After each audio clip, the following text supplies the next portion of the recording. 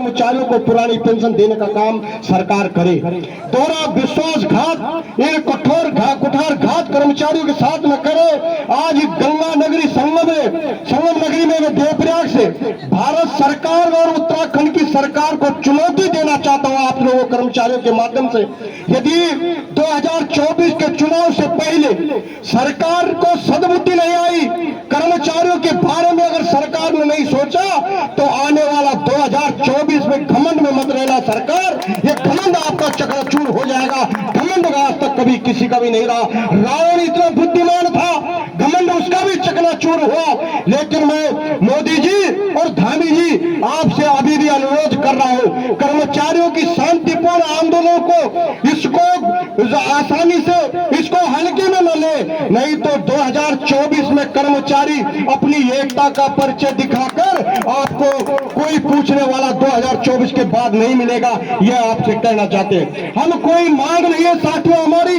मैं यहाँ पर उपस्थित सारे सज्जन लोगों, कर्मचारी वर्ग के जितने लोग उपस्थित है, भारत सरकार बहुत बड़े बहुत दूर दूर के राज्यों से यहाँ पर स्नान करने हमारे कुछ नागरिक लोग आए, पर्यटक लोग आए। मैं उनके माध्यम से भी उनके नॉलेज में ये बात को डालना चाहता हूँ, हमारी कोई मांग नहीं है। हमें पुरानी सरकार, जब हमारा देश आर्थिक स्थिति के तंग से गुजर रहा था, तब हमारी पेंशन अंग्रेजों के जमाने से भी बंद नहीं हुई थी। आज हमारे मोदी जी कहते हैं हमारा भारत बहुत ऊंचाई पर पहुंच चुका है, हमारा देश ने बहुत तरक्की कर चुका है। तो उसके बाद क्या तरक्की देश ने करी? हमारी पेंशन बंद। जब हमारे कर्मचारियों की पेंशन बंद, क्या तरक्की देश ने करी? अगर आपके देश ने तरक्की करी है तो केवल ढकोसलाबाजी की तरक्की करी है, केवल लोगों को गुमराह करने का काम किया है। ये आपकी देश ने तरक्की करी है। अगर तरक्की करी होती तो भारत सरकार, आप ये लगाए 1947 से 2005 तक किसी के पेंशन बंद नहीं हुई, और 2005 में माननीय अटल बिहारी वाजपेयी जी बहुत सम्मानित व्यक्ति थे, उन्होंने पेंशन बंद करी। और 2014 में माननीय मोदी जी आप आए, भारतीय जनता पार्टी की सरकार बनी, और हमारे एनपीएस का पैसे का भी पता नहीं हो कहा है। इसलिए समाज के सारे नागरिकों को जागरूक होने का मौका है। मैं ये नहीं कहता हूं आपका कोई भी परिवार का कोई भी सदस्य, कोई भी व्यक्ति भविष्य में नौकरी लग सकता है, भविष्य उसका आधार में पड़ सकता है। मैं आपसे कहता हूं आप जागो, अपने आंदोलन को जगाओ और पुरानी पेंशन के आंदोलन में अपनी भागीदारी करो। परिवार के सारे लोग जागो। ये देश विनाश के नाम उसमें विकास के नाम देते हैं। क्या विकास कर रहे हो? जब देश में व्यक्ति नहीं रहेगा, किसके लिए विकास होगा?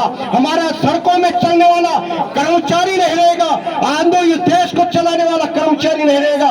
भारत सरकार हो, चाहे उत्तराखंड की सरकार हो, चाहे राज्य सरकारें कोई भी हो, देश को चलाने के लिए कर्मचारी रीढ़ की हड्डी होती है। कर्मचारी के बिना देश नहीं चल सकता, ये आपको भी जानते हो। इसलिए हम कह देना चाहते हैं, जागो। अभी अयोध्या में आपका राम मंदिर का निर्माण हो रहा है, इसीलिए आज हमने संगम नगरी में आपकी सद्बुद्धि के लिए कहा, हे भगवान राम, आप इनको सद्बुद्धि दे, इनको कुछ न कुछ 2024 से पहले कर्मचारियों के भविष्य में खिलवाड़ न करे ये सरकार। नहीं तो आप राम मंदिर में कर रहे हो, कौन राम मंदिर में पूजा कहां से करेगा? पेंशन में बुढ़ापे का सहारा होता है, आप उसको अनाथ आश्रम भेजने का काम कर रहे हो। कर्मचारियों को बुढ़ापे में कर्मचारी को अनाथ आश्रम भेजने का काम कर रहे हो। इसलिए हम सरकार से, इस गंगा मैया से और राम मंदिर भगवान राम से अनुरोध करते हैं, प्रार्थना करते हैं कि ये सरकार को सद्बुद्धि दे और कर्मचारियों के पुरानी पेंशन बहाल करने की सद्बुद्धि दे।